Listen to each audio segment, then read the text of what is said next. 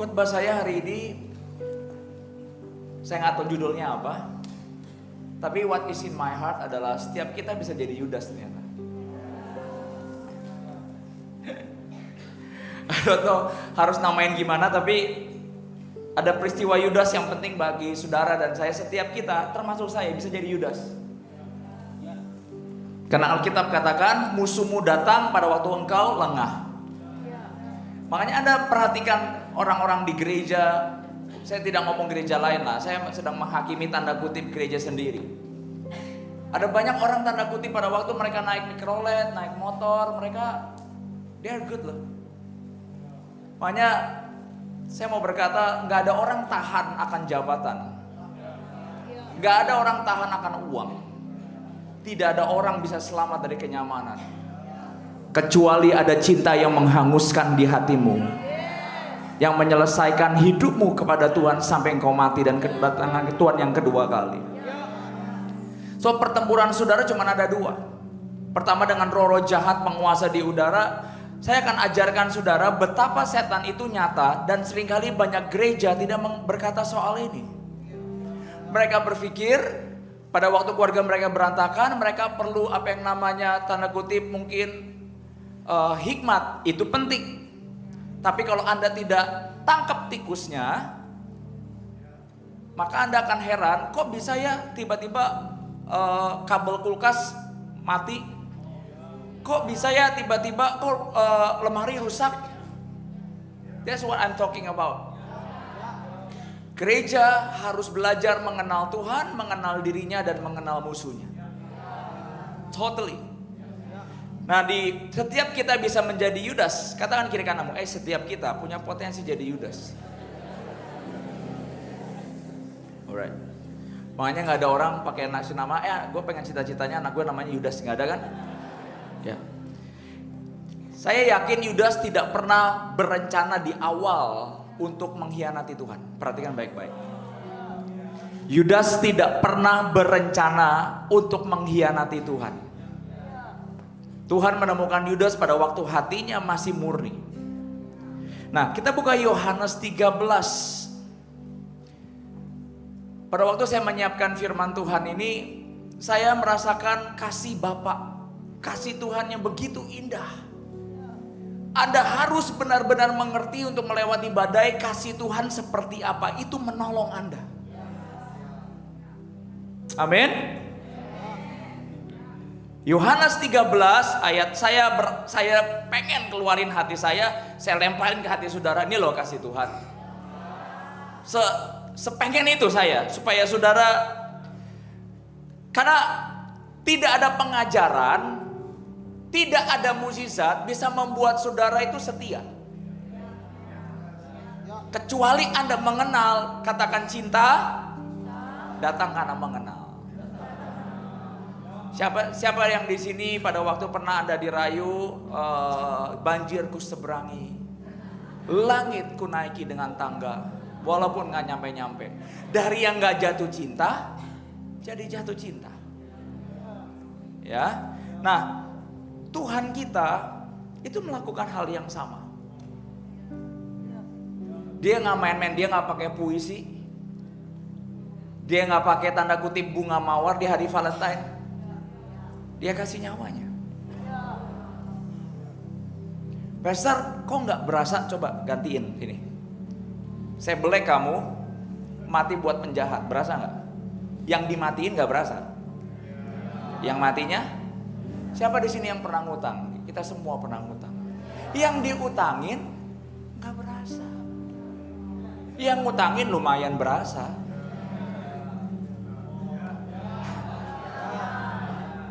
But you need to remember. Sementara itu sebelum hari raya Paskah mulai, kita akan Paskah kurang lebih dalam sebulan lebih.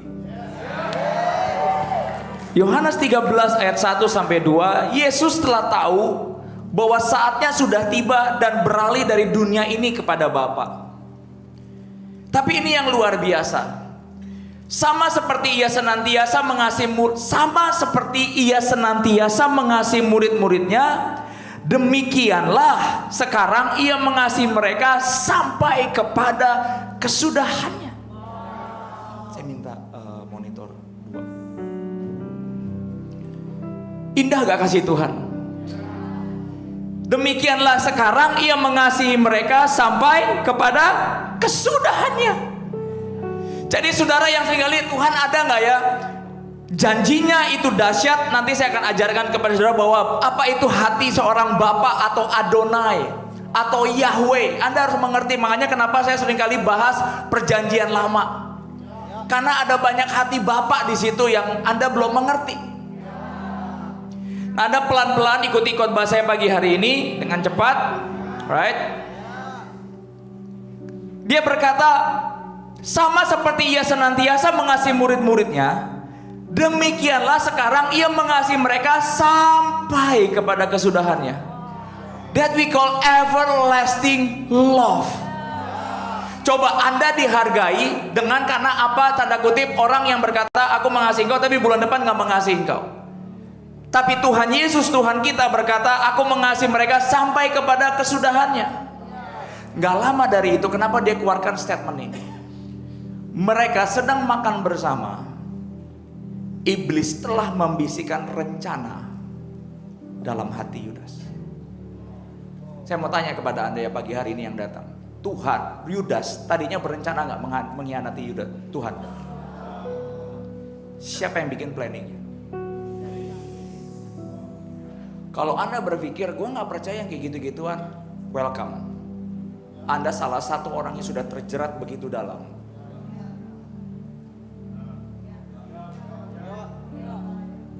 Nangkep saudara?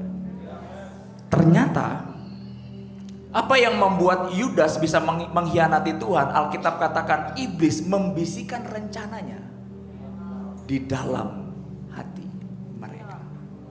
Makanya Alkitab katakan jagalah hati dengan segala. Anda mungkin berpikir saya nggak mungkin Pastor. You never know. Bahkan yang khotbah pun bisa berubah hatinya kalau tidak dijaga. Coba kalau kamu punya garden, Anda nggak perlu tanda kutip kasih ilalang. Tumbuh nggak ilalang? Tumbuh. Dari mana? Nggak tahu kan? Ternyata Alkitab katakan dari burung yang pup di situ. Di dalam pupnya ada bijinya dan bertumbuh. Setiap hari setan nyampah. Makanya Anda akan lihat ada banyak orang gereja murni awalnya, tapi di ujung mereka menjadi pintar dalam hal apa? Kejahatan. Siapa yang ngajarin? Siapa yang bisikin? Roh jahat. Jangan bermain-main dengan spirit ini. Follow me this morning. Dengan saudara tahu Tuhan senantiasa mengasihi kita kepada kesudahannya, Anda bisa melawan jiwa saudara. Pagi hari ini saudara, apa yang setan seringkali bisikin di hatimu dan pikiran kamu saat kamu lagi menderita, termasuk saat kamu sedang diberkati, Anda harus kenali suara itu. Makanya Alkitab katakan, gunakanlah perisai iman supaya kamu dapat bertahan. Anak muda bisikan setannya berbeda, karena Anda belum punya banyak uang. Nah, yang punya uang punya bisikan setan yang berbeda. Anda harus kenali. Makanya saya kemarin bagikan di XO, kalau anak muda masih ngalami penderitaan, saya masih aman sebagai gembala. Kamu lagi beriman buat kuliah, aman kamu berarti. Setannya nggak gede dalam penderitaan soalnya.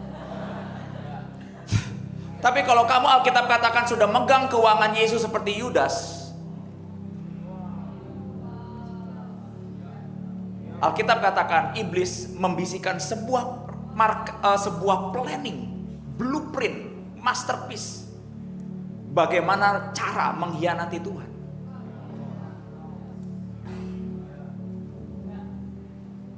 Anda harus ngeri tanda kutip dengan spirit ini. Kenali bisikan setan yang ada dalam rumah tanggamu, dalam masa mudamu, masa tuamu, supaya kamu bisa melawannya dengan perisai iman yang teguh.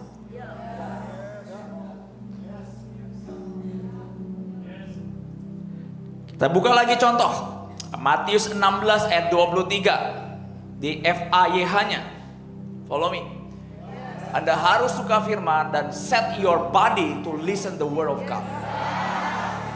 Saya tahu buat banyak orang Indonesia baca buku adalah sebuah salib. Tapi kalau Anda tidak baca buku, Anda terus dibodohin setan. Sehingga Anda berpikir, oh ini dari Tuhan, oh ini dari jiwa. Padahal itu bisikan setan.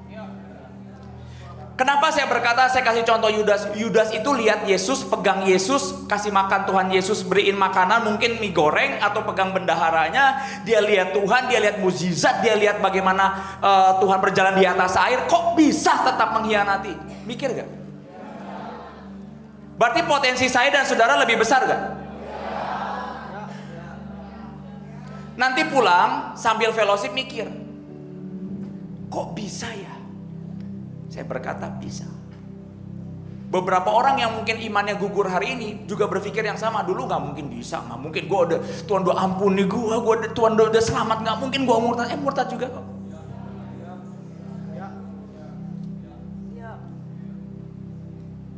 Makanya Alkitab katakan kerjain itu keselamatan dengan takut dan gentar. Saya sejak kemarin, Anda jangan berpikir jadi pendoa saya pribadi itu enak. Pendoa overcomer dilatih Tuhan untuk berdoa 12 jam. Amin love, na na na na na na na. Anda lagi nyanyi, tapi di other part ada orang yang bayar harga 24 jam, 12 jam, bukan karena kurang kerjaan. Tuhan suruh latih jiwa mereka. Nah kalau semua anugerah kesembuhan mukjizat Tuhan di gereja ini Anda nggak pegang dengan bejana takut dan gentar, Anda akan menginjak-injak kasih karunia. Anda akan pulang, oh biasa. Makanya saya berkata, selama Tuhan melatih mendidik kita, Anda aman. Yang paling mengerikan kalau Anda mau berbuat apapun Tuhan diam. Anda butuh lari, pegang kakinya. Tuhan berkata, Tuhan hajar aku agar aku tidak binasa. Amin.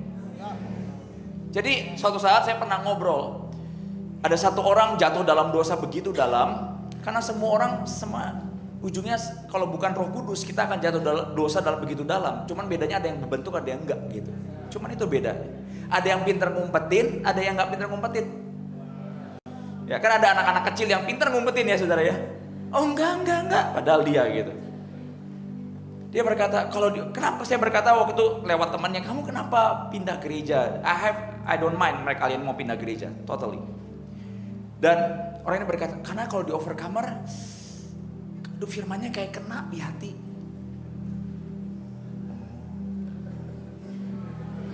Saya lagi mikir, jadi you datang ke gereja pengen kenanya bagian mana nih?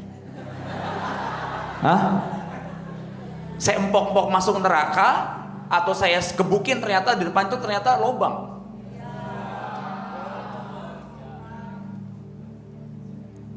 Saya berkata, waduh, oh yaudah memang kamu harus pindah gereja dalam hati saya.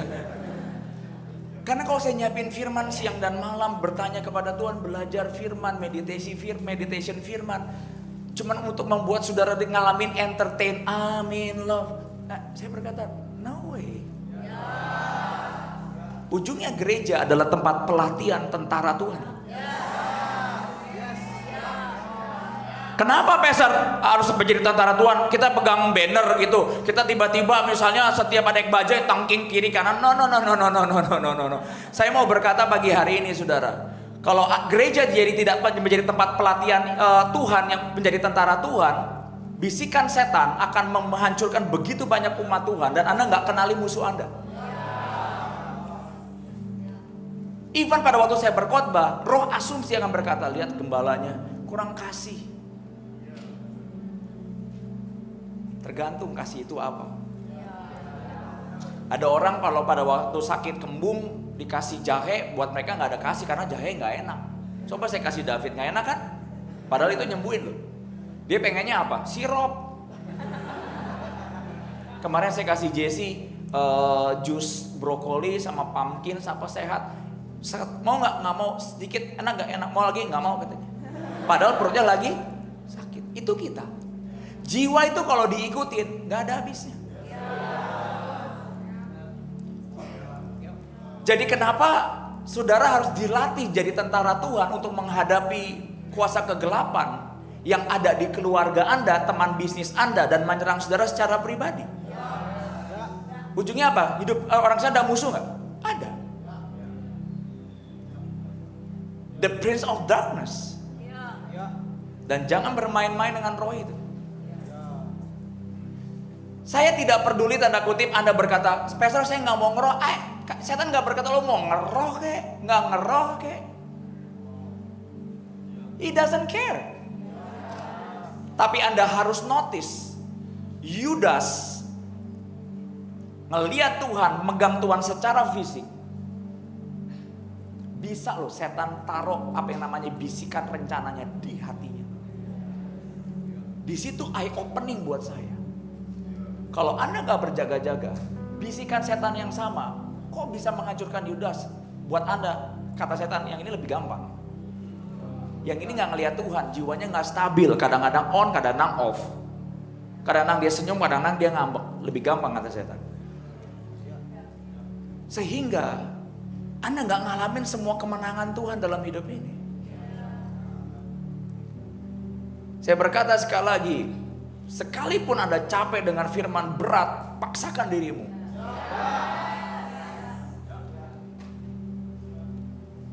Karena apa yang Anda nggak ngerti harganya akan hilang dalam hidup Anda. Nah, kita ngomong lagi yang murid yang kedua, pemegang pintu kerajaan, tanda kutip kunci kerajaan surga. Matius 16 ayat 23. Saya tahu Anda nge-fly, beberapa orang ngantuk. Saya tidur cuma 2 jam, 3 jam. Dan saya tetap bisa I'm in love.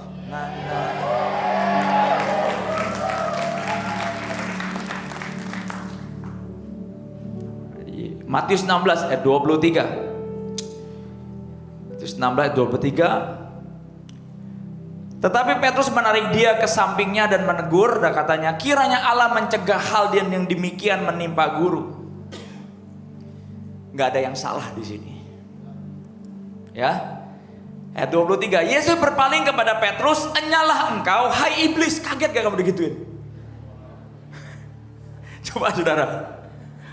Mungkin Petrus berkata, di mana setan? Di mana? Gue cuma mau nolong Yesus, jangan ada penderitaan.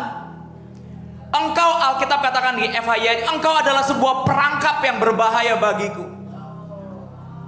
Jadi setan bagaimana menjerat anak-anak Tuhan, semua yang dipikir lakukan secara manusia, sudut pandang manusia,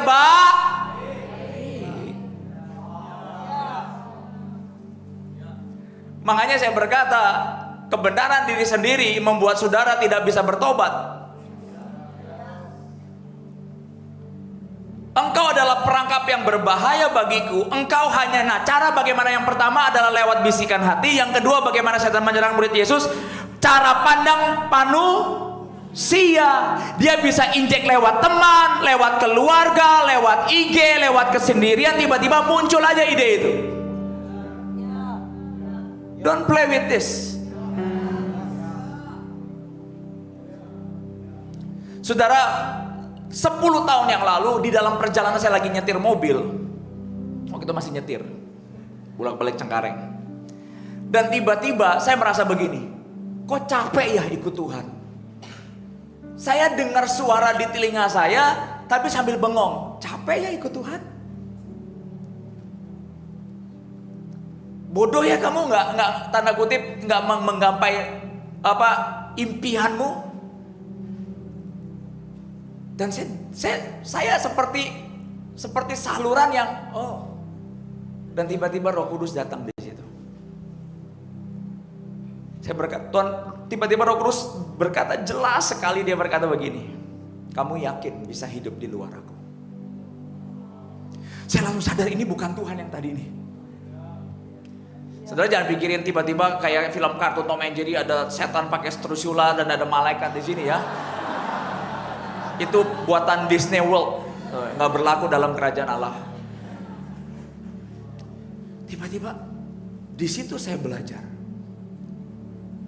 Kalau nggak jaga hati, setan bisa bisikin di sini. Kalau nggak jaga sini, Anda bisa dibisikin di sini.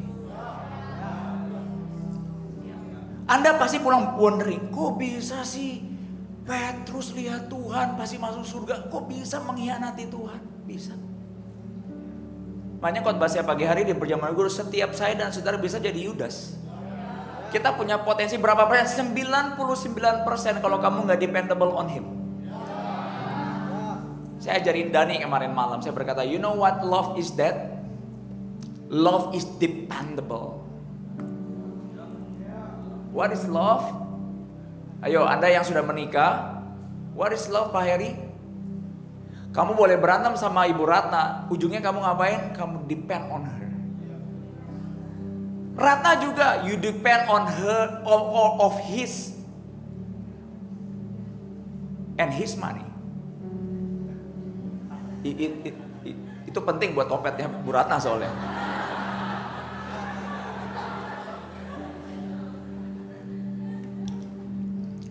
Siapa yang setuju statement saya? Coba Pak Amen sama Bu Lucy. Berapa minggu lalu pada waktu Pak Amen pergi ke Bangka, saya lihat Bu Lucy susah senyum loh Pak.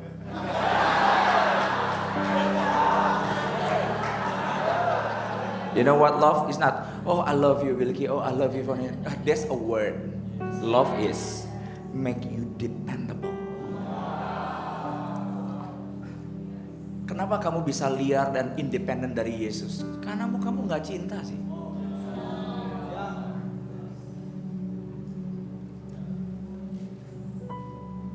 Kamu gak, Lord, I cannot do this without you. I cannot do this. And you cannot make it.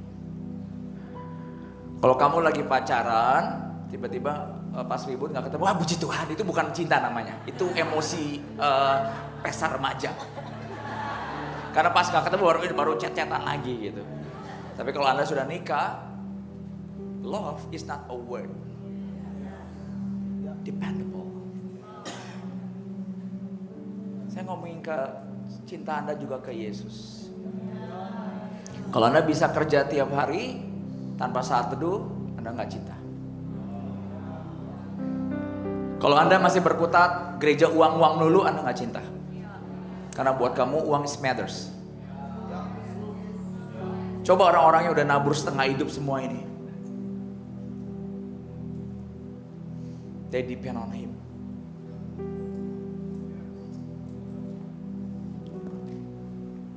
Engkau hanya berpikir dari sudut pandang manusia. Berapa banyak kita ngalamin kehancuran karena kamu pikir itu ternyata setan yang kasih inspirasi. Salah satu anak di sini dijangkau, mana Julius? I remember about him. Just stay there. Langsung ngumpet dia. Apa Julius?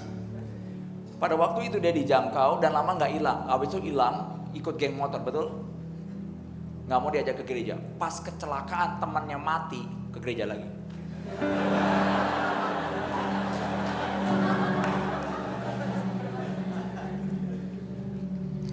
Setan bisa masuk lewat cara pandang pikiran manusia.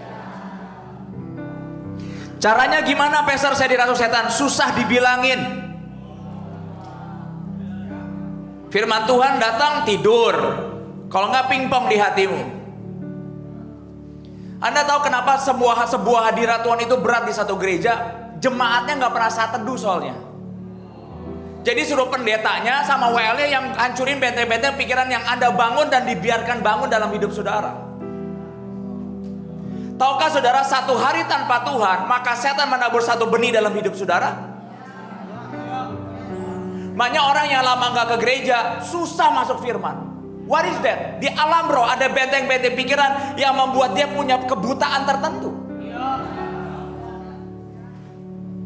Makanya setiap saya pelayanan, saya liburan kemana, saya selalu baca buku, dengar firman, dengar penyembahan. Saya nggak biarkan satu lagu siapapun masuk dalam telinga saya. Karena saya nggak tahu kapan setan menabur benih. Apakah itu Yudas tahu? Enggak. Dia nggak recognize bahwa itu setan. Dia pikir itu dia.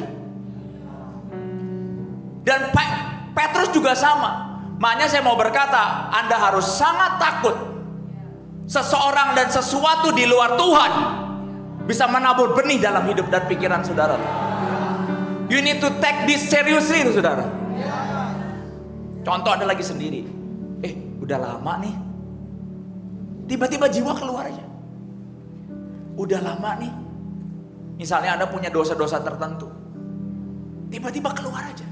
Nah, kalau Anda diemin, paling bisa 2 hari, one day, dalam 2 minggu, sebulan, setan akan kirimin teman yang supaya udah lamanya itu berpadu. Dari teman yang gak pernah ketemu, bisa ketemu loh. Temannya satu di Nusa Tenggara Timur, dekat Rusa sana. Satu lagi di Depok. Bisa ketemu di MRT. Loh, saya mau tanya kepada jemaat Tuhan pagi hari ini. Kalau Anda mau buat dosa, ada aja gak fasilitasnya? Dimudahkan gak? Ayo. Siapa di sini kalau yang mau buat kotor, mau ke teman-teman kotor, nggak perlu di FB dia bilang, ayo kita party, nggak perlu, tiba-tiba bisa kontak automatically, saudara. Pada waktu saya kuliah, saya bosan pelayanan, saya pernah dong. Saya melewati fase-fase berat itu. Saya melewati fase-fase, saya berkata kok orang berbahasa roh nggak ada kasih, saya melewati itu. Dan ternyata gue dikibulin setan. Mau bahas roh nggak bahas roh, nggak ada kasih mah nggak ada kasih aja. And you know what? Tiba-tiba teman saya nggak ada tanda kutip ngajakin kelabing. Tapi saya nggak ngomong, jiwa saya lagi ngomong bosan loh pelayanan. Tiba-tiba itu kayak roh sama roh tuh bersambut loh.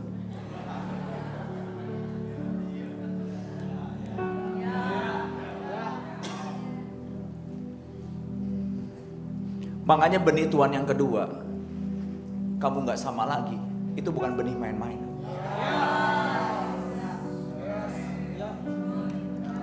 Coba, anyone else, just come here. Satu orang. You know apa itu benih kedua? Kamu di sini duduk. Ini garis kasih karunia. Ada tangan Tuhan di sini. Kamu mau begini, di sini. Ya, oke lah. Nah, kamu hadap ke saya. Nah, terima kasih adikku. Bukan adik kali, udah jadi anak kali ya. Oke, nih. Contoh ini Tuhan Yesus udah garis kasih karunia. Kamu gak boleh ke pintu masa lalu. Setiap kamu balik ke belakang, kamu sedang nginjek dia. Tega gak? Makanya kalau kamu ikut Tuhan cuman karena di sini, gak tahan lama. Kamu gak ngalamin. Kamu gak ngerti pertobatan itu lebih daripada sekedar nangis. Setiap anak overcomer yang balik kepada dosa masa lalu dan pintu masa lalu, atau bergaul atau tanda kutip berpautan atau bersambut hatinya, kamu sedang injek kaki Tuhan. Kalau Tuhan angkat tangannya, roh penuntutan itu masuk dalam hidup. Berapa banyak di sini pada waktu kau buat dosa, even kamu liburan ke Paris pun, itu setan masuk ke sini. Kamu bekas cerai, ibu yang gak bagus, bapak yang brengsek. Dan itu yang membuat mama saya setiap hari minum 12 Magadon. Buat apa?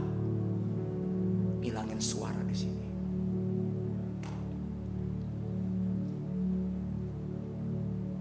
Ikut Tuhan jadi mudah kalau kamu punya cinta yang menghanguskan di sini. Anda jangan berkata, cuman diampuni.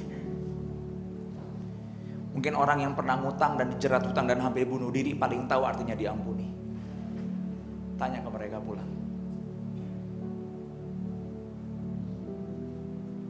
Setiap Anda mau masuk ke dosa masa lalu dan balik ke hidup yang lama, ada tangan Tuhan yang nutup gerbang neraka di situ.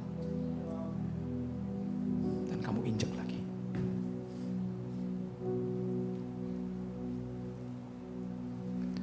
Dalam sebuah penglihatan,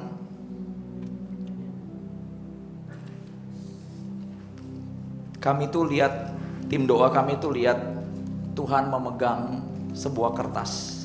Ini kertas. Coba Gio, kamu pegang kertasnya. Duduk di situ. Kamu genggam. Ya. Duduk ya. Ternyata di penglihatan itu Tuhan Yesus sedang memegang sebuah kertas. Dan kamu genggam kertasnya. Dan tiba-tiba ada orang yang nginjek kertas ini. Just in case saya umpamain dia, saya nginjek ya. Diinjek. Sampai tangan Tuhan berdarah. Terus tiba-tiba Tuhan kasih lihat, kamu tahu siapa kertas ini? Dibuka, lecek. Tuhan berkata itu overcomer. Kenapa ada banyak tempat kata Tuhan? Kenapa bukan gereja lain kata Tuhan?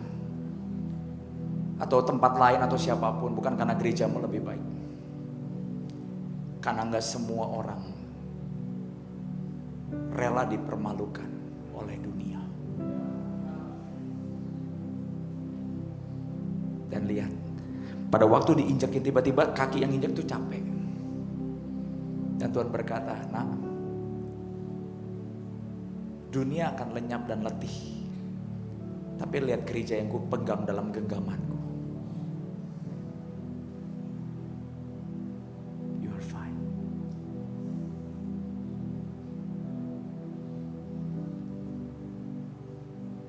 Dan Tuhan mau berkata, cukup gak untuk bisa mengalahkan kenyamanan? Harusnya cukup. Dan ini yang dilakukan oleh Petrus. Pada waktu setan membisikkan di hati Petrus, Tuhan berkata, "Petrus, aku berdoa buat kamu." Dan Alkitab katakan jelas, thank you Gio.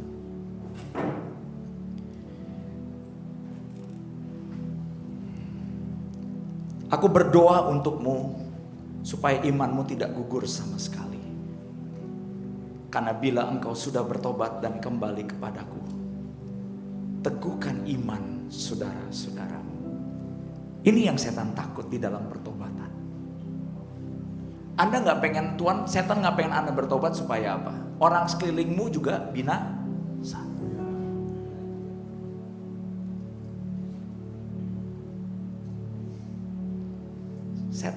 Roh jahat is real. Beberapa waktu yang lalu, nah kita coba Lukas 22 ayat 33 sampai 4. Are you there? Yeah. Lukas 22 ayat 33 sampai 34.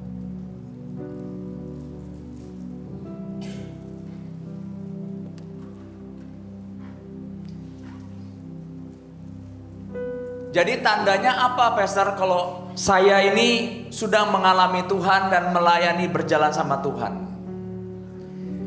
Kamu tidak ada lagi keinginan pengen terlihat baik di depan dunia. Setiap mau ngumpul, bajunya biar lebih bagus, mobilnya lebih bagus, supaya dunia berkata, gila ya anak Tuhan diberkati.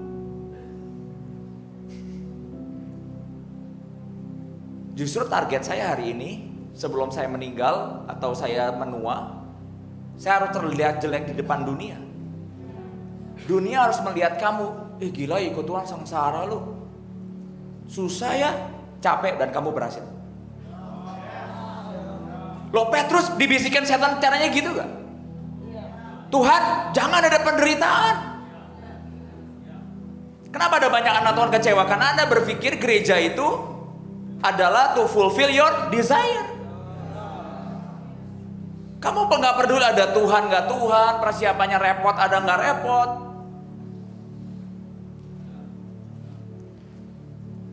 Tapi saya berdoa pagi hari ini, semua yang Anda lihat baik belum tentu loh dari Tuhan. Contoh, Anda yang pernah miskin, Anda kerja keras, wajib kerja keras, jangan males. Nanti Anda berkata, kata Pastor, gak perlu kerja keras, anugerah. Salah besar. Lihat orang-orang berhasil di depan semuanya, semua kerja keras. Tapi my point adalah penggeraknya bukan pembuktian. Bukan supaya pada waktu ngumpul keluarga kamu diberkata, gila ya anak Tuhan udah pelayanan diberkati, ini loh contohnya, Anda gagal. Bukan itu cara memuliakan Tuhan. That's not the way it is. Makanya banyak anak-anak muda ketemu keluarga besar takut dibilangin belum punya A, belum punya B, belum punya C.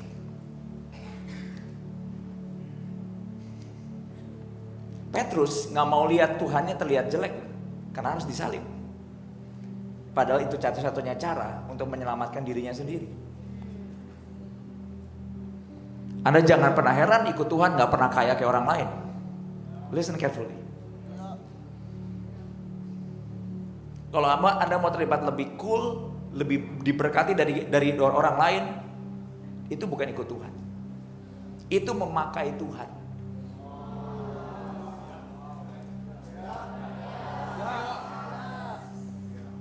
Ada banyak saya dan saudara memakai Tuhan. Siapa di sini yang pengen dipakai cara kayak begituan? Datang ke rumah cuma pas mau makan. Ada?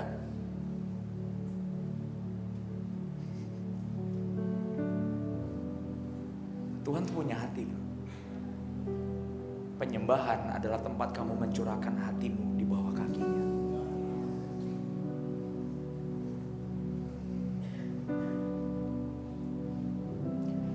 Anda harus lihat. Tadi Tuhan berkata apa?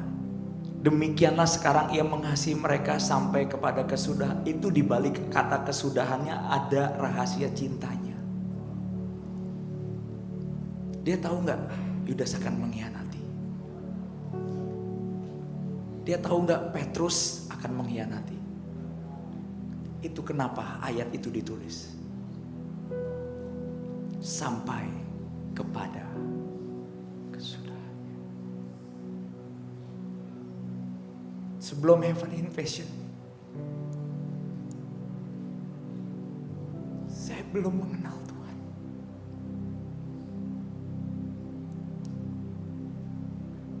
Sampai hari ini setiap saya baca penglihatan, hati saya remuk. Betapa banyak hidup saya dan gereja-gereja memakai Tuhan untuk semua kepuasan di jiwa mereka. Makanya setiap saya nyanyi lagu yang kuingini engkau saja, penyembahan saya adalah latihan hati saya. Untuk saya berkata kepada Yesus saya, engkaulah segalanya. Pas saya baca Alkitab ini, Tuhan berkata, aku mengasihi engkau sampai kesudahannya. Apa yang dia sedang lihat? Dia sedang lihat jauh ke depan. Di momen-momen Beri Pratna gagal, Yudas gagal, dan Petrus gagal. Itu artinya kasih sampai kepada kesudahannya.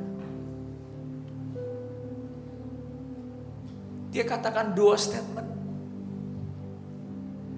Tuhan mengasihi mereka senantiasa dan mengasihi mereka sampai kesudahannya. Kenapa 3 tahun ini di Overcomer gereja ini dibersihkan dalam sebuah pertobatan? Gak semua tempat ngalamin seperti ini. Kita menjadi kurang indah di depan dunia, tapi jadi indah di mata Tuhan.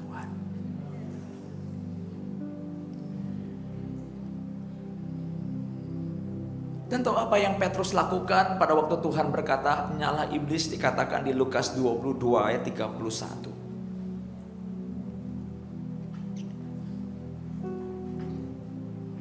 Lukas 22 ayat 31 sampai 32. Are you there yang di belakang?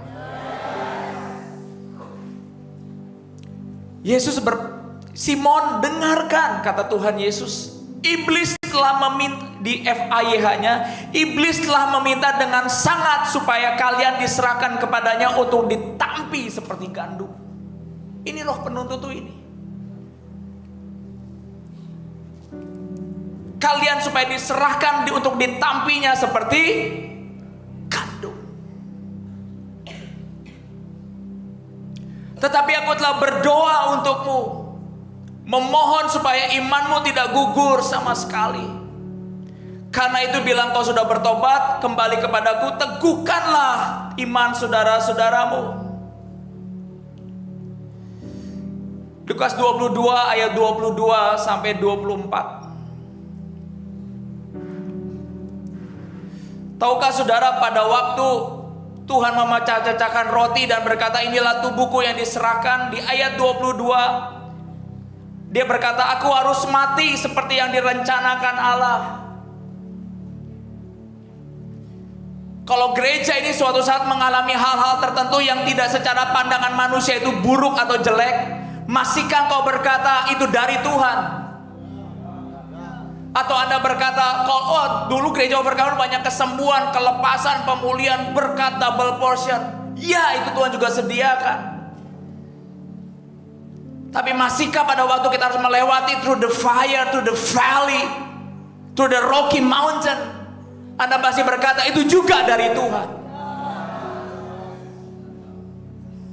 Sebelum Yesus berkata aku akan mati celaka, kata Alkitab, dia memberitakan hari kematiannya. Semua orang berkata, oh hosana bagi sang raja, hosana bagi sang raja. Orang yang sama, Alkitab katakan, melempari Tuhan Yesus dengan batu dan berkata, salibkan dia, aku tidak mengenal mereka.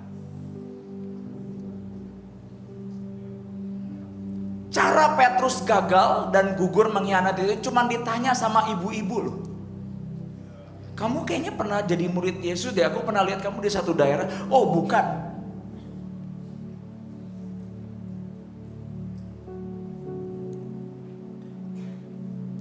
Ada orang yang mundur karena uang. Petrus mungkin ibu-ibu nih. Ada orang yang mundur karena pasangan. Oh kalau suami gue gak gereja, gue gak mau ke gereja. Oh jadi kalau suami mau masuk neraka, kamu masuk neraka. Itu cinta, apakah itu cinta? Oh kalau anakku tidur ya udahlah, padahal mamanya juga malas gitu. Dia berkata, oh iya gak apa-apa, anaknya tahunya lagi tidur, jadi saya harus jagain. Padahal pas dia tidur, mamanya main handphone. Masihkah saudara kalah dengan hal-hal seperti itu? Pada waktu gereja ini belum dibukakan roh jahat, saya bahkan nggak pusing soal setan. Kita pikir setan tinggal ditangking dia keluar. No, ternyata suatu saat saya pernah lihat ada sebuah penglihatan itu secara nyata. Ada seorang cell group leader loh saudara. Saya buka aja, cell group leader tangking setan, setannya ketawain dia. Kaget gak? Tapi banyak orang berkata, oh tangking setan keluar. No. Alkitab katakan pernah nggak murid Yesus tangking setan nggak keluar setannya. Dan Tuhan berkata kalau jenis ini tingkatan tertentu harus dengan doa dan. Kenapa ada banyak tempat? Saya nggak ngomong banyak tempat lah. Kenapa dulu tanda kutip di Overcomer tangking setan nggak mudah? Satu, gereja ini doanya malas, puasanya malas. Nah kenapa Anda dikumpulkan setiap hari Selasa di tengah Anda capek juga melawan apa yang namanya kemacetan Jakarta? Supaya otoritasmu naik. Karena doamu naik, penyembahanmu naik, kamu nangking setan gak sembarangan loh.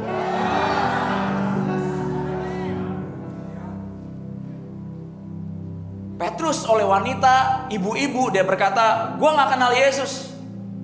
Tapi saya dan saudara, bisa bukan gak harus dengan wanita ibu-ibu, bisa dengan yang lain, setiap orang berbeda. Ada orang yang jatuh dalam dosa cuma gara-gara gak enakan. Yuk ngebir yuk, nggak enak deh takut temennya ninggalin. Semudah itu. Pagi hari ini saya sedang mengenalkan cinta Tuhan yang besar. Supaya di Overcomer hidup dalam kebenaran bukan karena polisi maling, ngerti maksud saya? Tapi karena cinta akan Tuhan berkata, aduh gue enggak deh. Gue nggak mau nyakitin Tuhan gue.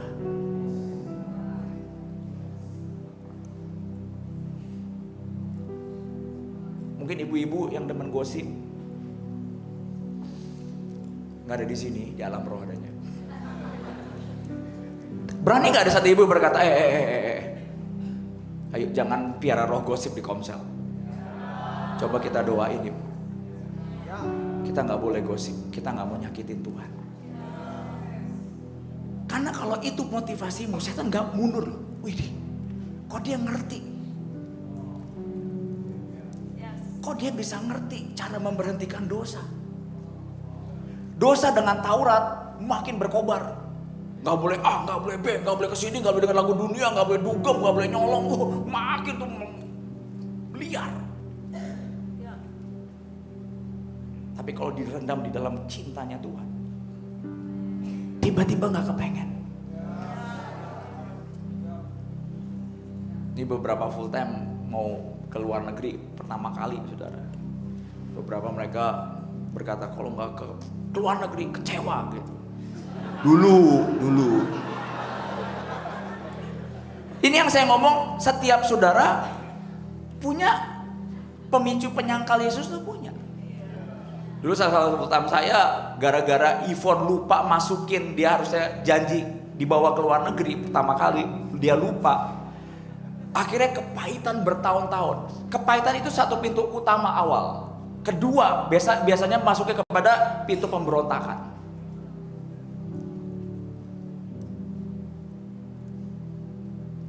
Setan, kalau dikasih tempat aja satu, kamu akan heran, 7 roh jahat diajak bergandengan untuk merusak rumahmu. Mostly banyak orang yang hidup dalam kepahitan, jatuhnya ke pemberontakan, perzinahan, sama semuanya yang parah. Padahal awalnya cuma pintu. Kepahitan gak ada hubungannya sama perzinahan. Aneh gak?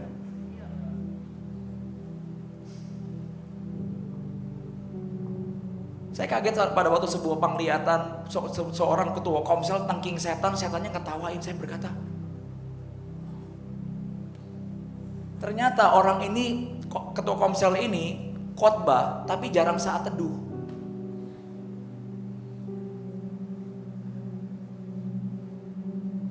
Kamu kira kamu bisa tipu setan? No. Dia hidup 7.000 tahun. Dia pelajarin semua jenis manusia. Dan dia sudah berhasil membawa 1/3 malaikat dari surga. Think about this. Kalau Anda malas baca Alkitab, you are the next one. Kalau Anda gampang kepahitan, you are the next one. Kalau kamu saudara firman Tuhan dibagikan, kamu sensitifnya tingkat tinggi, you are the next Judas. Are you agree or not? Saya adalah orang yang sangat keras dengan jiwa saya sendiri. Sangat brutal, sangat keras. Di masa muda pada waktu saya semua orang tanda kutip dating dan tidur, saya lakukan doa dari jam 11 siang malam sampai jam 8 pagi tiap minggu. Cuman dengan gitar satu. Gak heran pemain gitar saya murtad.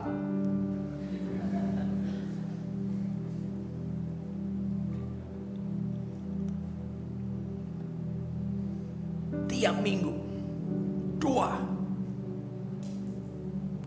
Apa yang membuat menjadi kata orang zaman sekarang gaskennya tuh apa sih?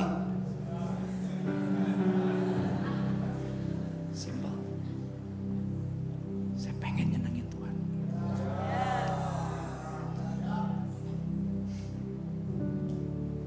Kalau kamu pegang satu senjata nuklir ini, saya akan lihat kamu jadi orang besar lagi. Dan itu yang gembalamu punya, gelora, cinta yang brutal.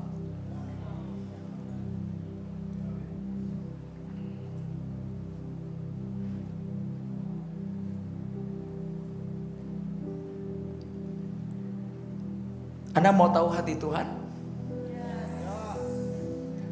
Is hurt.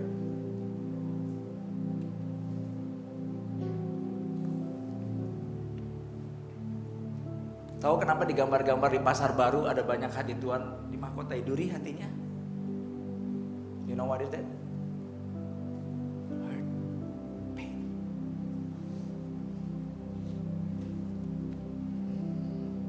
So setiap kamu mau keluar garis kasih karunia, ingat kamu nggak cuma sekedar keluar. Kamu harus melewati sebuah prosesi nginjek kaki Tuhan lagi. And you step dari situ.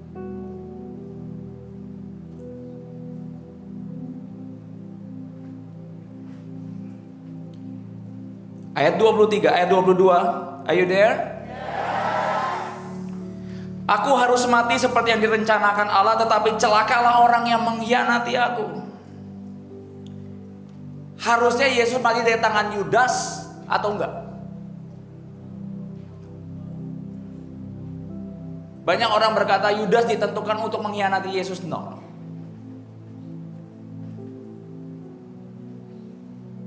Kalau enggak ayat ini enggak keluar. Dia enggak akan berkata, oh tapi dari awal aku tahu Yudas akan mengkhianati aku. Dia masih kasih sebuah clue. Lu bisa mundur Yudas. Agree or not? Kalian pernah kan kalau orang nyindir pengen supaya orang itu tidak melakukan, betul kan? Misalnya Jeremy nakal, sapu nih.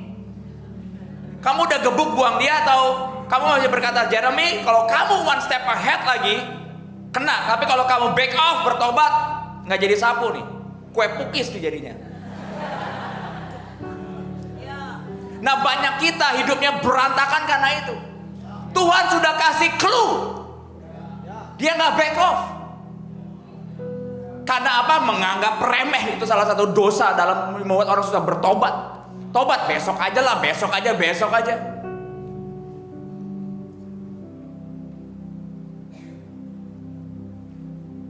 Anda pernah lihat gak orang nggak punya kesempatan dan mereka meninggal tanpa kata-kata besok? Kalau Anda berkata saya nggak ngerasain kebaikan Tuhan, besok bangun pagi, don't tell me Anda nggak merasain kebaikan Tuhan. Are you still alive? Bulan Januari, gempa Turki. Besoknya 50.000 orang die suddenly. Tapi Alkitab katakan apa? Memang harus terjadi.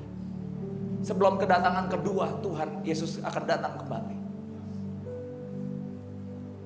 Ini jeritan hati saya sebagai seorang gembala.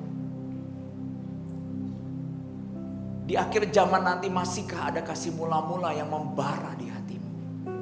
Atau jangankan ada ibu yang berkata kamu ikut Yesus, ya enggak, gue gak kenal Yesus. Setiap orang kan berbeda-beda cara mengkhianati Tuhannya.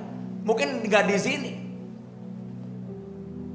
Tapi dengan Anda meninggalkan kehidupan doa, baca Alkitab, Anda sedang mundur perlahan. Dan sedang berkata kepada setan, you can attack me now. Ada sebuah peristiwa pada waktu, tahukah saudara, ada satu tempat, saya nggak akan ngomong tempatnya. Pada waktu itu saya pernah menginjil di stadium. Tahu stadium? Tahu ya? Oh kamu tahu? Oh bukan stadium bola, diskotik stadium. Tahu, jiwa tahu. Berarti kamu orang kota. Stadium saudara, saya menginjil dan ada orang gereja di situ. Jam 1 pagi saya menginjil, ngajakin orang ke gereja dan terima tentang Tuhan Yesus dan berkata, sebelum kamu masuk diskotik, Tuhan mengasihi kamu segala macam dan bla bla. Itu mau Paskah, saya masih ingat sekali at that time. Tahu saudara, setiap orang masuk clubbing diskotik ada satu roh jahat ngejilat dia di sini. Supaya apa? Supaya balik lagi. Makanya biasa kalau orang suka clubbing susah lepas. Kenapa? Kayak ingetannya tuh tinggal di situ. Ternyata ada roh jahat di depan mereka, itu ngejilat mereka supaya mereka balik lagi. Nah dulu nggak tahu kan? Kamu pikir gairah muda. Kalau gairah muda, mama saya umur 50-an gak makan magadon terus saudara. Gak akan addicted ngerokok sampai kena kanker usus. Tahu gak perokok 70% itu akan mengalami kanker usus?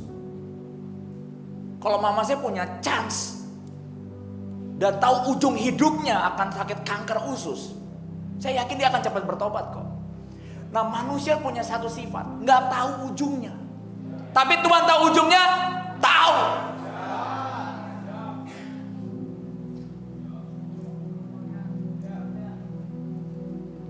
Sorry, saya bukan khotbah keras pagi hari ini. Kalau Anda mau tahu hati Tuhan, let's see. Ayat 23. Dan saya akan tutup dengan ini. Saya berdoa Anda yang ngantuk bertobat pagi hari ini. I'm preparing this well. Jarang saya lihat orang clubbing ketiduran, jarang. Mereka on sampai jam 8 pagi. Tapi kalau buat Tuhan, gemes saya.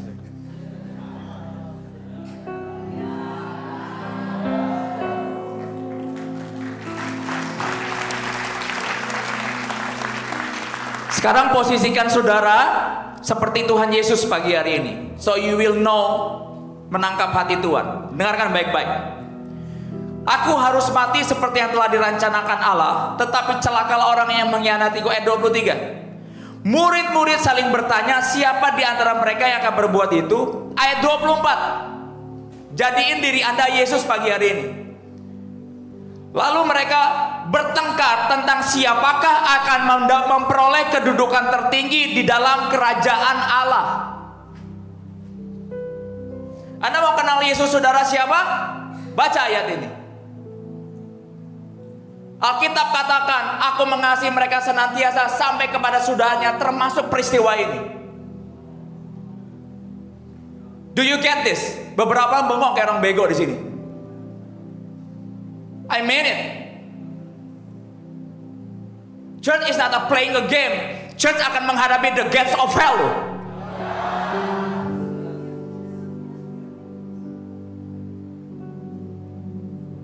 Di saat Tuhan berkata, aku akan meninggal dan mati karena rencana Allah, muridnya berkata, siapa yang terbesar di dalam kerajaan surga? Anda mau tahu hati Tuhan? Ini hati Tuhan. Makanya di awal pada waktu Tuhan lihat jauh ke depan, dia berkata, aku mengasihi mereka dan mengasihi mereka sampai kesudahannya. Termasuk peristiwa yang paling memalukan buat saya secara pribadi. Dan itu hati Tuhan kita. Tutup Alkitab. Bisakah Anda melawan kemalasan, anak muda? Apakah khotbah hari ini cukup?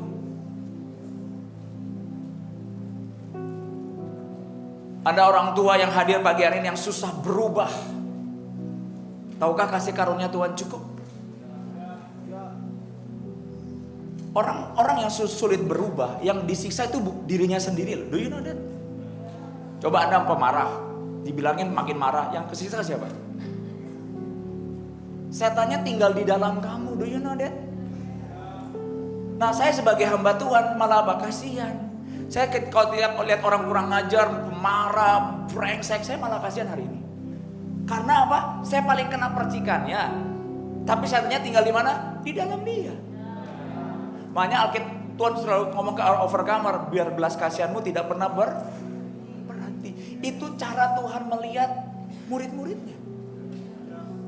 Itu kenapa Alkitab katakan kasihku senantiasa dan sampai kepada kesudahannya. Pagi hari ini itu formula untuk berhenti dari dosa. Close your Bible, kita perjamuan kudus pagi hari ini.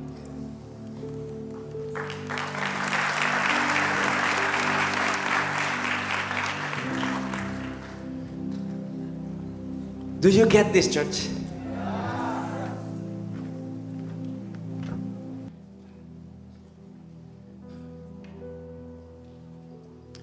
Pada waktu saya baca Alkitab ini, saya nangis loh.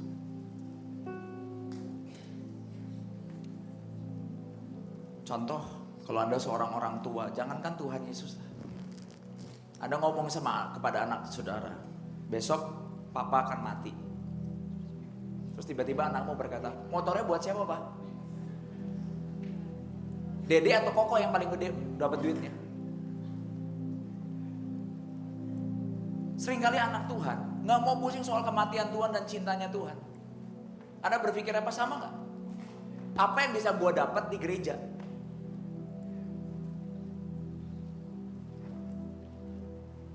Jadi kalau Anda mau berkata pelajaran hati Tuhan, tunggu dulu. Anda sanggup nggak melihat hati Tuhan yang penuh duri? Demi cintanya yang senantiasa dan sampai kesudahannya buat saya dan saudara. Buat saya, pengertian ini, Alkitab ini yang saya baca tadi malam saya crumbs, cukup untuk mengalahkan kenyamanan saya. Cukup untuk mengalahkan kebodohan saya. Cukup untuk mengalahkan kemunafikan saya.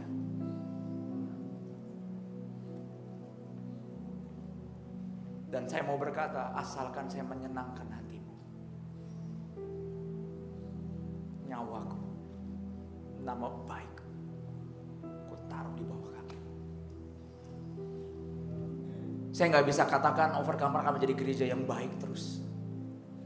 Ada waktunya gereja ini akan melawan pintu neraka.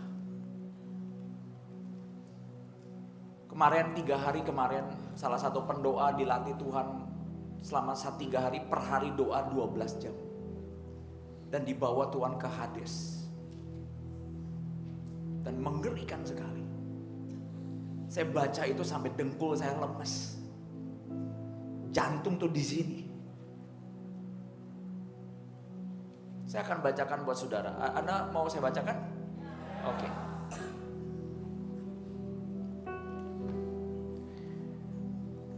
Pada waktu saya berdoa di penugasan ini,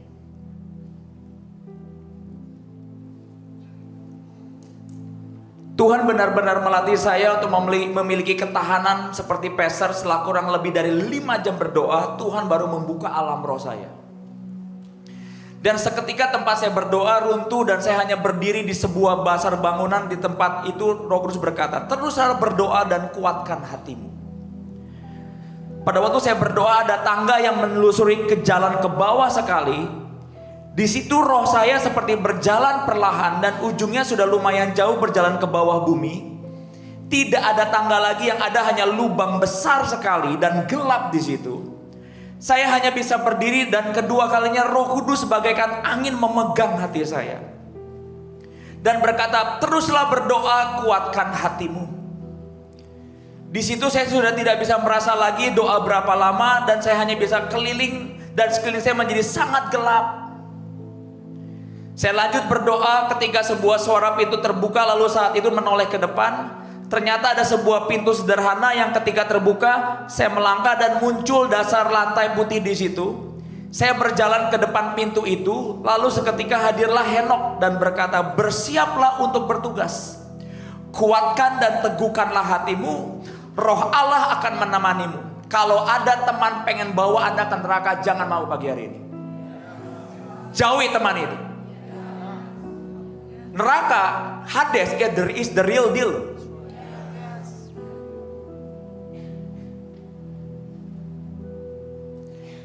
Tahu buah dari Hades itu apa? Bukan salib. Setan takut sama salib. Kenikmatan dunia. Kalau Anda berpikir ikut setan itu nggak enak, Anda salah besar. Yang dikasih kenikmatan dunia. Siapa yang nggak ngejar itu? Ternyata di gereja setan punya satu moto. You are free, do anything that you want. Jadi kalau Anda berpikir di gereja banyak aturan, Anda nggak cocok di gereja. Karena gereja setan di Amerika punya sebuah moto, you are free, do what you want, you are independent, do your own. Di gereja setan di Amerika, Tim LaFaye, saya lupa namanya, pendeta gereja setan punya moto itu setiap mereka dibaptis. Kalau di gereja apa? Sangkal diri, pikul sana. Pagi hari ini kalau ada pasanganmu, pacarmu atau siapapun teman baikmu ngajak kamu ke neraka, jangan mau. Biarkan roh kebodohan itu keluar dari gereja Tuhan.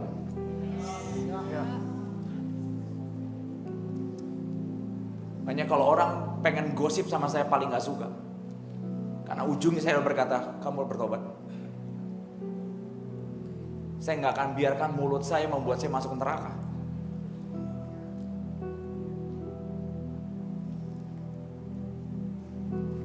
Buat yang pertama kali datang ke Overcomer, welcome to Overcomer Church.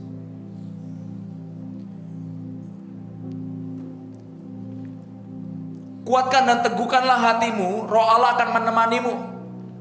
Seketika saya masuk ke pintu itu, ternyata di balik pintu itu saya sudah masuk ke alam neraka. Saya sangat berdebar dan merasakan seluruh fisik saya seperti tertekan kuat. Tapi Roh Kudus berkata, hadir sebagai pribadi berkata, oleh sebab itu saya begitu tenang karena ada Roh Kudus hadir. Saya melihat dan sampai ke sebuah stadium yang besar yang terbentuk dari batu belerang yang bau.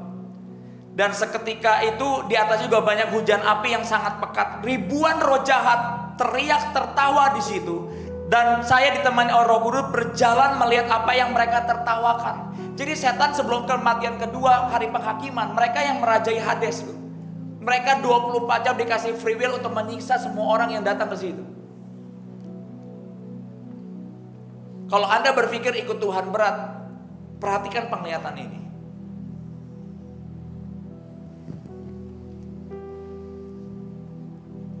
Dan di atasnya banyak hujan api, ribuan roh jahat tertawa dan saya ditemani Roh Kudus berjalan melihat apa sih yang mereka tertawakan.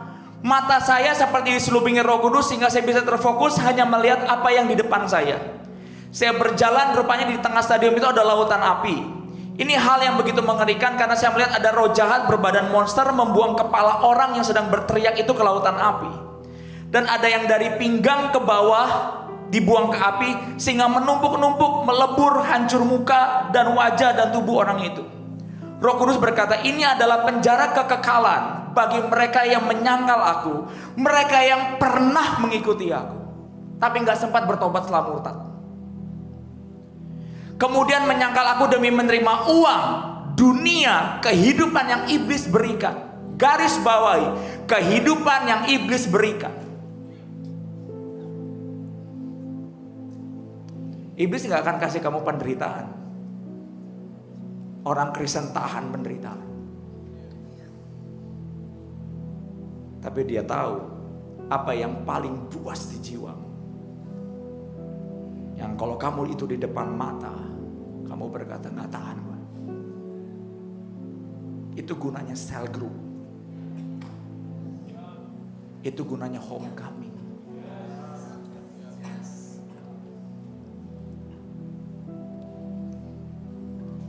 Dan dikatakan kehidupan yang iblis berikan, mereka berujung di tungku perapian ini. Saya mendengar suara teriakan yang sangat mengerikan, kepala yang hangus terbakar seketika muncul sambil menangis berteriak di stadium itu. Lalu roh jahat monster yang sama mencabik mereka dan membuang kepala mereka lagi di situ. Ada begitu banyak vision yang saya masih keep sampai hari ini dan membuat hati saya gentar.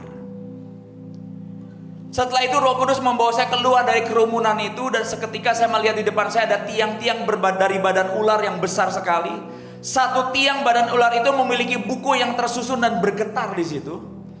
Saya berjalan perlahan. Nah, penglihatan ini ada hubungannya dengan doa Tuhan Yesus tadi. Di mana Simon, aku berdoa bagimu karena iblis sangat ingin meminta kamu. Ini yang disebut buku penuntutan. Karena nggak lama dari situ, saya nggak bisa baca karena udah waktu yang mepet. Alkitab katakan, Tuhan sekali-kali aku nggak akan pernah mengkhianati aku. Nah, dituntut kesombongan Simon. Dan dikatakan begini, saya berjalan perlahan dan ketika saya melihat ada kerumunan malaikat jatuh. Jadi malaikat yang sepertiga yang setan bawa dan berkhianat sedang mengelilingi satu tiang. Setiap tiang itu ada bukunya. Malaikat jatuh itu berbentuk malaikat yang sayapnya sudah terbakar dan berlidah ular. Semua berteriak memekik dan Roh Kudus berkata, buku-buku itu, Roh Kudus menjelaskan gini, buku apa sih Tuhan yang di tiang itu? Itu adalah buku penuntutan bagi gereja-gereja yang mereka kumpulkan. Mereka adalah pendakwa yang berbahaya. Dan Roh Kudus berkata, berbahagialah overcomer, karena sudah tidak ada lagi buku penuntutan yang mereka miliki. Semua sudah kubakar karena kalian kubela dan kusertai. Sama gak kayak khotbah tadi? Aku berdoa kepada engkau Simon, agar pada waktu ditampi imanmu teguh. Kalau kamu berpikir hanya selesai pada waktu kamu bertobat buku penuturan itu. Kalau enggak, kamu akan dihantui seumur hidup. Sampai semua tuntutan setan genap. Karena apa? Buku penuntutan itu menyentuh sisi keadilan Allah. Makanya setan selalu naik ke Tuhan berkata, bukankah engkau adil? Alkitab makanya katakan pada waktu Ayub, dikatakan gini, bukankah engkau yang memberkati dan menudungi Ayub?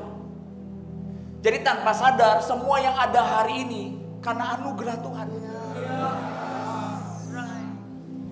Kalau kamu ngerti kebaikan Tuhan yang Anda, jiwa Anda belum ngerasain, tapi ternyata kenyataannya seperti itu, susah nggak nyembah? Nggak susah.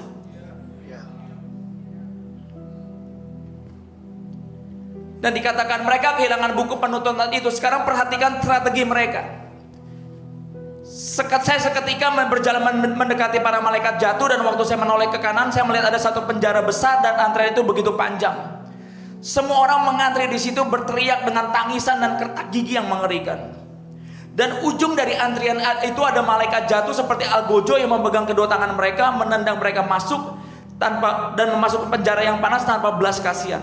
Saya melihat sebuah tulisan yang awalnya saya tidak bisa mengerti. Namun Roh Kudus membukanya, tertulis penjara para pemberontak. Saya lanjut berjalan dan dalam sebuah jarak saya berhenti dan mendengar apa yang dikatakan oleh roh-roh jahat malaikat jatuh itu. Saya mendengar mereka dalam bahasa yang saya mengerti. Kata salah satu dari mereka, sebuah malaikat jatuh yang berkepala banteng dan begitu besar dengan matanya mengerikan, berkata begini, buku penuntutan Overcomer sudah dihancurkan. Kita harus menyusun strategi untuk menaburkan benih di tengah-tengah mereka. Ingat, Petrus jatuh gara-gara apa? Setan berbicara dan menaburkan benih. Nah, benih setan itu bisa ngomong. Kalau kamu nggak saat teduh dan baca Alkitab, dia akan terus ngomong.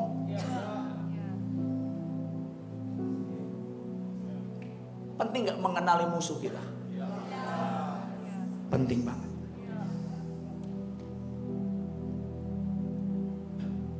Makanya orang yang salah satu jemaat yang bertobat dari gereja setan, mana yang harus jadi saksi. Setan nggak main-main, tapi banyak anak Tuhan hidupnya main-main sekali. Ngiternya di asumsi, gosip, perpecahan, dan siapa yang terbesar. Makanya Tuhan kenapa demen kesatuan Pak Heri? Dia ingat peristiwa itu. Saat dia mau disalib, muridnya ngomong apa? Siapa yang terbesar? So, kerendahan hati gampang atau mudah di overcomer Pak Heri? Mudah. Kalau ujungnya akan menyakiti Tuhan, lebih baik aku yang hilang. Itu yang Daud katakan, sekalipun hati dan dagingku habis lenyap, engkau gunung batu. Dan dikatakan, taburkanlah benih kepada para pasukan overcomer. Taburkanlah benih asumsi. Jadi orang yang suka mikir orang itu seperti apa, gereja itu seperti apa, kamu kena serang setan. Kemudian pencuri pengharapan. Majulah dan serang mereka yang membuat mereka susah berharap sama Tuhan. Anda yang lagi nunggu mukjizat, nunggu doa, Anda berhenti berharap, Anda sedang kena serang setan. Tunggu reaksi mereka, bermainlah melalui perasaan mereka, kata setan. Jadi orang yang berkata, aduh hari ini gue rasanya mau doa, oh minggu depan kayaknya gak ada deh rasa mau doa. Nah itu.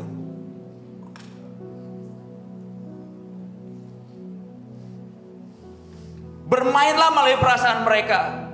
Setelah itu, taruhlah selubung di mata mereka, supaya mereka mulai berpikir bahwa diri mereka sendiri itulah yang benar. Jadi tahu kan kenapa suami istri ribut gak ada ujungnya, udah konseling, udah pakai 10 cara bahagia gak hilang-hilang. Nah buat overcomer Tuhan buka ini.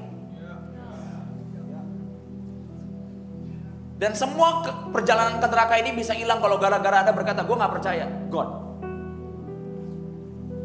Karena itu yang membuat Israel 40 tahun binasa di padang gurun. Anak muda di overcomer XO. One day XO akan menghadapi gerbang neraka. Bukan dengan peperangan darah dan daging. Game, media, kenyamanan, idolatry. Berat. Itu kenapa Tuhan berkata bersatulah. Ada 1000 jiwa terjadi di Paskah kita tahun ini. Lewat setiap tangan saya dan saudara. Dan dikatakan, taruhlah selubung di mata mereka supaya mereka boleh berpikir bahwa diri mereka sendiri itulah yang benar. Taruhlah selubung itu kepada mereka yang jarang berdoa dan bersyukur. Tahu kan kenapa Anda seringkali males banget berdoa dan susah banget mengucap syukur? Kalau saudara makin menua, saya kasih ide buat awet muda. Orang makin menua, kan gaya gravitasi bumi kan turun. Nah kalau Anda cemberut, makin turun ke Hades. Caranya ngadepin ke surga, gimana? Senyum. Berapa banyak pernah ngalamin orang tua Anda yang dulu cantik, pas tua kayaknya judes ngeselin terus. Kenapa? Turun ditambah cemberut. Coba orang tua pulang supaya anakmu betah. Anakmu nggak dugem gitu ya. Coba senyum. Supaya cucu makin sayang.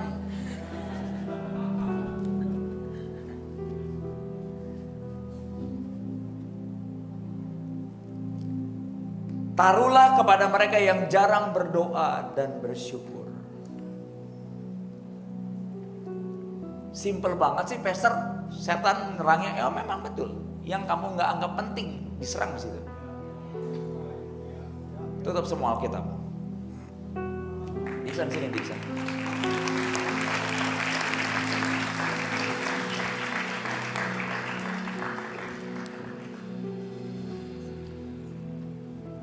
Habis ini saya izin langsung ngejar pesawat kayaknya. Ceritain ke mereka waktu hari Selasa, right? Selasa. Kamu dibawa ke Hades, ceritain ke mereka apa yang kamu lihat. Ya, thank you Pastor, Coach semua. Jadi waktu hari Selasa berdoa, aku tiba-tiba kayak dibungkus sama sebuah bola putih gitu, Pastor. Dan situ Tuhan kayak cuman buka satu celah supaya aku bisa lihat. Dan waktu itu Tuhan bilang karena belum kapasitas aku untuk melihat semuanya, karena nanti jiwaku bisa hancur.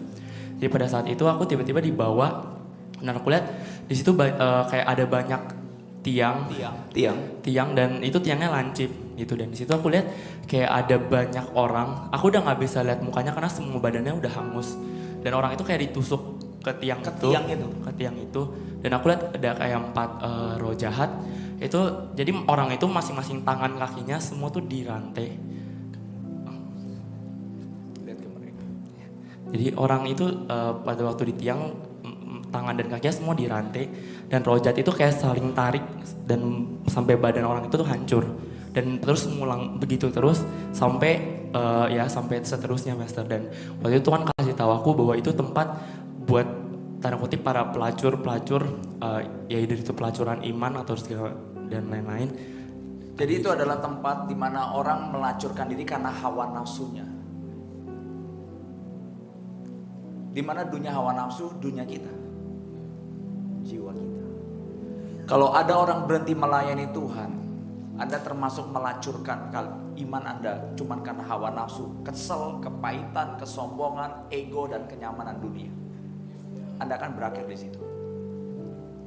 Kenapa saya urge untuk ngomong kenyataan dan peristiwa ilahi di gereja Overcomer, supaya begitu banyak orang datang ke rumah Tuhan dengan takut dan gentar. Bukan gini, datang, tak lama nih, pengen pulang, lapar. Padahal Tuhan di situ. Kamu lihat dengan jelas. Ya, Pastor. Di situ dituliskan tempat pelacuran hawa Nafsu. Apa yang membuat Anda mundur dari Tuhan pagi hari ini? Kemarahan, kerjaan, uang, slack, kesombongan, apapun. Anda akan berakhir di situ. Jadi pulang setelah hari ini dipilih Tuhan, jadi senyum gak? Harusnya binasa, beroleh cinta yang abadi. Ya. Jadi gak berat kan senyum? Jadi gak nyerah kan kalau doa berasa lama? I've been there 29 tahun. Dan apa yang kamu lihat? This is the highlightnya. Tell them. Jadi pada waktu itu tiba-tiba aku kayak di spotlight ke satu tiang itu kosong, tapi di situ ada papan nama dan di situ papan nama itu seperti udah patah kebelah dua dan kayak pinggirnya udah gosong, Pastor. Dan nyata itu ada papan namaku di situ. Di sebelah tiang pelacuran hawa nafsu ada nama Diksan. Lanjutin. Dan pada waktu itu Roh Kudus bilang sebenarnya roh jahat itu udah tuntut aku untuk aku harusnya tuh ada di sana. Setan pelajarin kamu nggak? Tahu kamu nggak? Itu kenapa Tuhan berkata apa? Sangkal diri supaya apa? Supaya kamu tidak dihukum bersama-sama dengan dia. Kalau Anda nggak percaya, that's your choice. Tapi saya pernah dibawa ke sana juga. Saya percaya. Jadi kamu lihat di situ tiang ternyata ada namamu. Yes, Pastor. Terus Roh Kudus ngomong apa? Dan Roh Kudus bilang, tapi karena Tuhan ada rekayasa Tuhan dalam hidup aku, Tuhan setting supaya aku ketemu overcomer dan aku dibebasin dari tuntutan penuntutannya itu. Thank you, Dixon.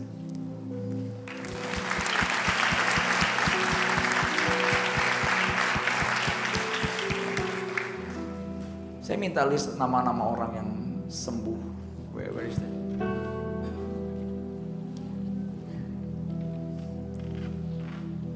Saya harus sampai di airport jam berapa? Jam 2? Jam 3? Jam 3, oke. Minggu lalu Tuhan datang di tengah-tengah kita. Dengar baik-baik. Ada bapak yang hutangnya akhirnya lunas dalam minggu yang sama. Ada yang sakit pinggang, Tuhan sembuhin. Ada yang disembuhkan juga, orang tua anak EXO disembuhkan Tuhan di pinggangnya. Next Harry, in Jesus name. Ada seorang bapak telinga kanannya disembuhkan. Siapa itu? Bong ya? Kamu sakit selama ini? Hah? Berdengung all the time.